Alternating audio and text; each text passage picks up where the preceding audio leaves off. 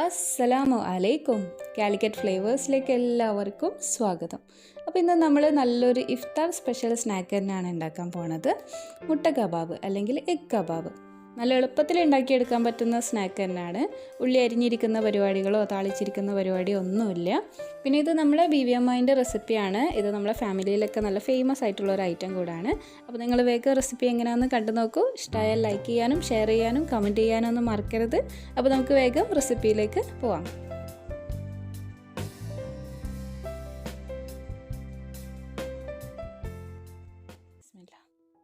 അപ്പോൾ നമ്മൾ മുട്ട കബാബിന് വേണ്ടിയിട്ട് ഞാനിതവിടെ ഒരു കപ്പ് നിറച്ചും കടലപ്പരിപ്പ് എടുത്ത് വെച്ചിട്ടുണ്ട്. ഇതിൻ്റെ വെയിറ്റ് നോക്കുകയാണെങ്കിൽ ഏകദേശം ഒരു 250 ഗ്രാമിൻ്റെ അടുത്ത് വരും.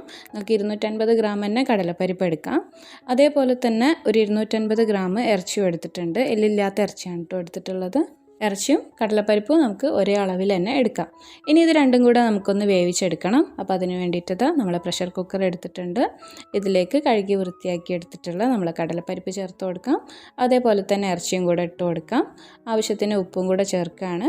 പിന്നെ അതൊരു 1.25 കപ്പ് വെള്ളം കൂടെ ഒഴിച്ചിട്ട് നമുക്കൊരു 3-4 വിസിലടിച്ചിട്ട് നല്ലപോലെ വേവിച്ചെടുക്കാം.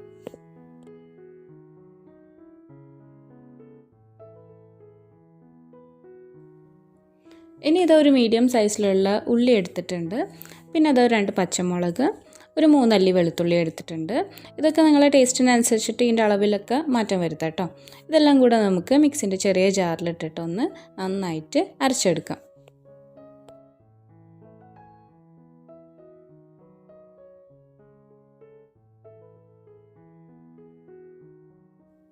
നമ്മൾ അരച്ചെടുത്തിട്ടുള്ള ഉള്ളിൻ്റെ പേസ്റ്റ് നമുക്കൊരു പാത്രത്തിലേക്ക് മാറ്റാം. ഇനി ഇത് ഞാനൊരു പിടി പുതിനയില എടുത്തിട്ടുണ്ട്. അതേപോലെ തന്നെ ഒരു പിടി മല്ലിയില എടുത്തിട്ടുണ്ട്. ഇതിൻ്റെ അളവൊക്കെ നിങ്ങളുടെ ടേസ്റ്റിനനുസരിച്ചിട്ട് മാറ്റം വരുത്താം. ഇത് രണ്ടും കൂടെ ഞാൻ നല്ല നേരിയതായിട്ട് അരിഞ്ഞെടുത്തിട്ടാണ് നമ്മൾ മിക്സിയിലേക്ക് ചേർത്ത് കൊടുക്കുന്നത്. നിങ്ങൾക്ക് വേണമെങ്കിൽ നമ്മൾ ഉള്ളി അരച്ചെടുത്തല്ലോ അതിൻ്റെ കൂടെ തന്നെ ഇട്ടിട്ട് അരച്ചെടുത്തിട്ടും ചേർത്ത് കൊടുക്കാം. ഇപ്പോൾ ഇതാ നമ്മൾ ഇറച്ചിയും പരിപ്പൊക്കെ നന്നായിട്ട് വെന്ത് കിട്ടിയിട്ടുണ്ട്.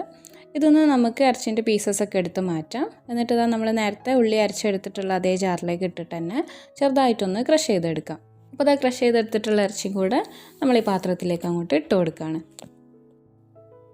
പിന്നെ അത് നമ്മളെ പരിപ്പ് നല്ലപോലെ വെന്ത് കിട്ടിയിട്ടുണ്ട്. ഇത് നമുക്ക് കയ്യിലുകൊണ്ട് തന്നെ നല്ലോണം ഉടച്ചെടുക്കാൻ പറ്റും. എന്നാലും നമുക്കിത് മിക്സിൻ്റെ ജാറിലിട്ടിട്ട് നല്ലപോലെ ഒന്ന് അരച്ചെടുക്കാം.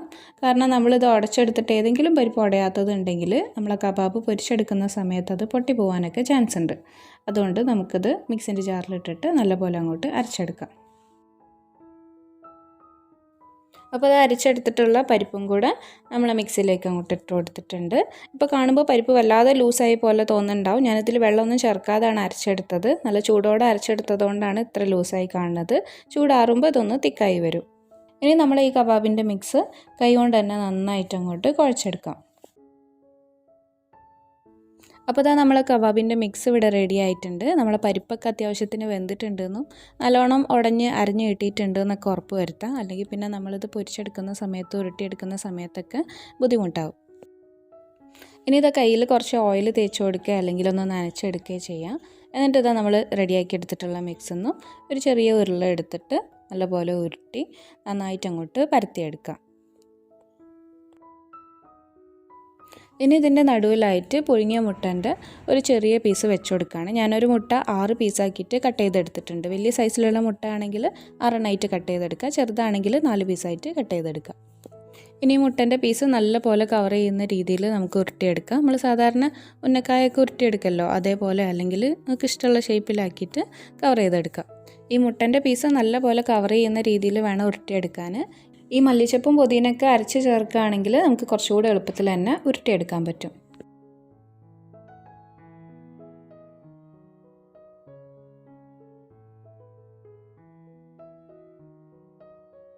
അപ്പോൾ നമ്മളിത് കബാബൊക്കെ നല്ലപോലെ ഉരുട്ടിയെടുത്തിട്ടുണ്ട്. ഈ ഒരു മെഷർമെൻറ്റിൽ നമുക്കൊരു 24 കബാബ് ഉണ്ടാക്കിയെടുക്കാൻ പറ്റും. അതായത് ഒരു 4 മുട്ട പുഴുങ്ങിയത് 6 പീസാക്കിയിട്ട് കട്ട് ചെയ്തെടുത്തിട്ട് 24 പീസ് കബാബ് ഉണ്ടാക്കിയെടുക്കാം. ഞാനിത് ഒരു പ്ലേറ്റിൽ കുറച്ച് അരിപ്പൊടി എടുത്തിട്ടുണ്ട്.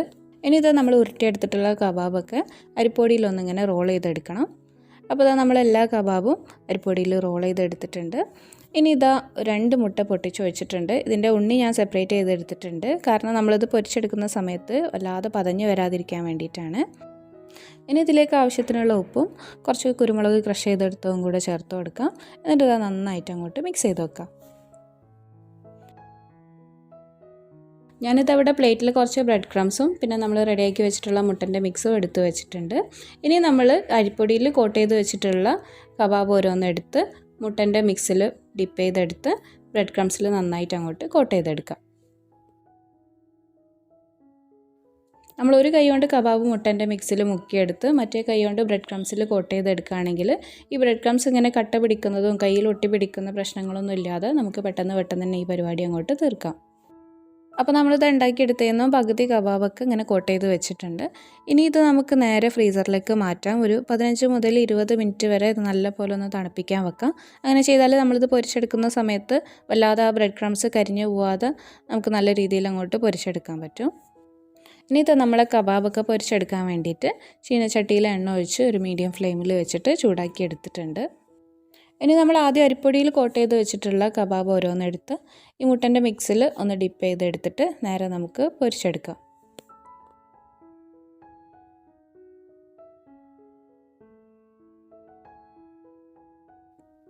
ഒരു മീഡിയം ഫ്ലെയിമിൽ വെച്ച് തിരിച്ചും മറിച്ചൊക്കെ ഇട്ട് കൊടുത്ത് നല്ലൊരു കളറായി വരുമ്പോൾ നമുക്കിത് എണ്ണയിൽ നിന്ന് അങ്ങോട്ട് കോരി മാറ്റാം.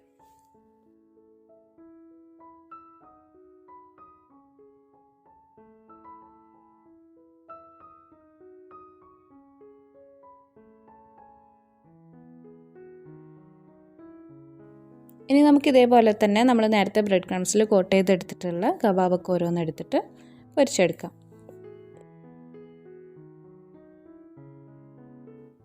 അപ്പോൾ നമ്മൾ നല്ല ക്രിസ്പി ആയിട്ടുള്ള എഗ് കബാബും റെഡി ആയിട്ടുണ്ട്.